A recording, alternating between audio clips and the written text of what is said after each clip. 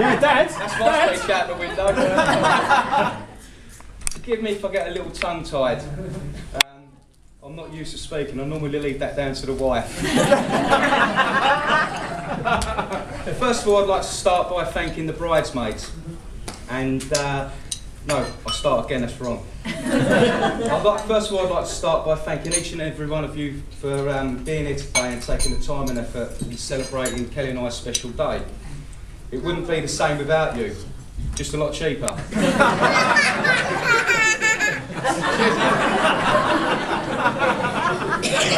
Tennis going to go on. I love you all night. So them jelly beans were good, weren't they? I'd like to start also thank the bridesmaids. I think you agree they have done us proud and they look absolutely gorgeous.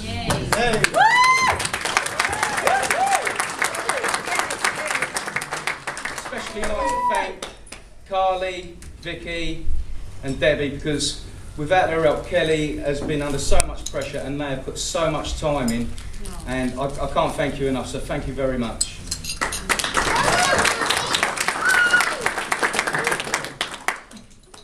I'd also like to thank my ushers for all their help. You've been absolutely fantastic, and I'd like to thank you for looking after me on my stag do, making sure that my glass was always full and that my eyebrows remained intact. And also I'd like to thank the Page boys, William and Aidan. I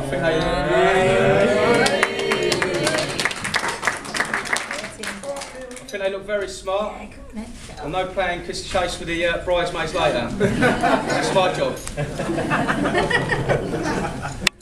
I'd also like to thank my best man, Dean. We've been good friends, we've known each other for 30 years. And I was absolutely over the moon when he accepted to be my best man, because I think he's most qualified for the job. And we spent his speech yet? Yeah. Great speech. And we spent many a good times together, and I would honestly say that I love him like a brother. But as Steve just said, I know his speech. So that could all change. Also, I'd like to thank Clive, Linda, my mum and Nick, my dad and Sheila for standing by us over the years and for all their help, love and support.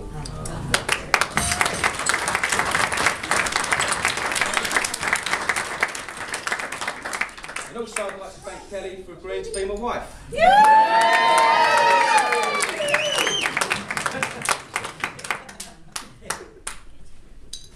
I'd like to move on to and speak a little bit about the day that I asked Clive for Kelly's hand in marriage. Now, if anyone knows Clive, they'll know how competitive he is. And he doesn't like losing, especially at snooker. And with no wins under my belt and desperate to beat him, I thought the best time to ask him this question was just as he was about to break. So there he was, queuing like some young pro at the crucible. I've got my work cut out here. But go for it. Ask him. So anyway.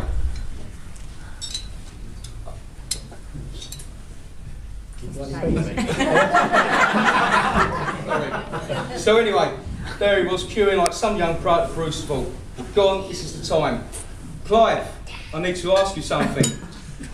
He looked up with a worried look on his face. I think he thought I was going to tap him for some money. Kelly and I would like to get married, and we would like your blessing. Well, the relief on his face. I'd be delighted. It's about bloody time.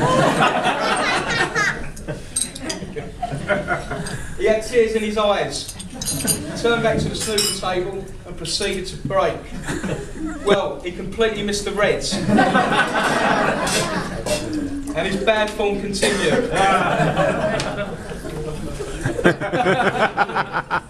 My plan has worked. I secured secured my first win. 1 year on, Clive still hasn't beaten me.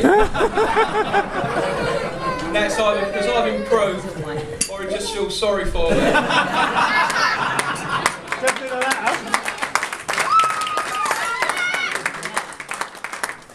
But I would like to thank Clive for accepting me into his family. Thank you very much, Clive.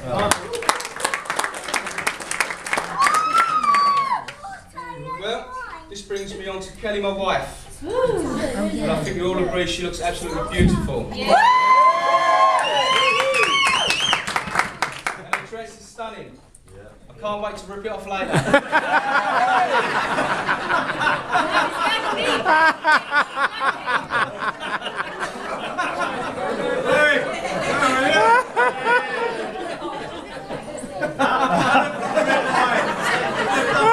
Bit of a dry mouth.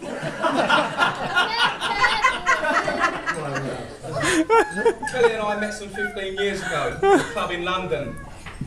And the ironic thing about that night was that I wasn't going to be going out. We'd been going to the same club for about 2 months and I was a little bit fed up with it. So the boys phoned me that day and I said, no, I'm not going out, I'm having a night in tonight. So anyway, there I was, getting myself all comfortable on the sofa, watching Blind Date, thinking to myself, might try and get myself on that show, been having a bit of a dry spell.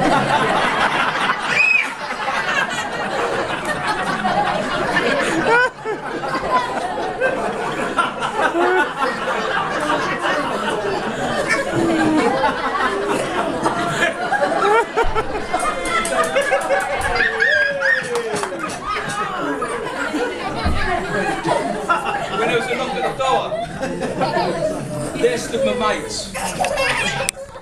Weren't going to take no for an answer. You're coming out, Bill. I had no choice. So I armoured myself my best shirt and splashed on the alpaca raban. Away we went. Well, I've got to say I'm glad that they were so consistent because that was the night that I met Kelly. And after one of my cheesy chat-up lines, I managed to get her number.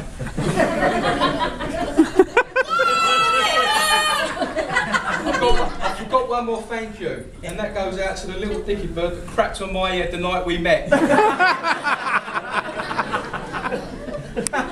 They say it's lucky, but at 5 o'clock in the morning with a load of bird turd on my head, I didn't regard it as being lucky.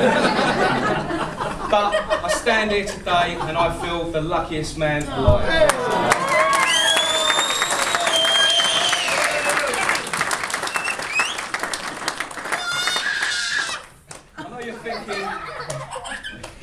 I know you're thinking after all this time, why get married?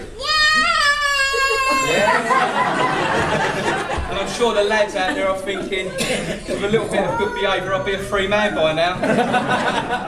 But the truth of the matter is, the longer we're together, the closer we have become. And after all this time, I still enjoy chasing Kelly around the bedroom. But not being as fast as I used to be, I had to resort to putting Rohypnol into her Horlicks.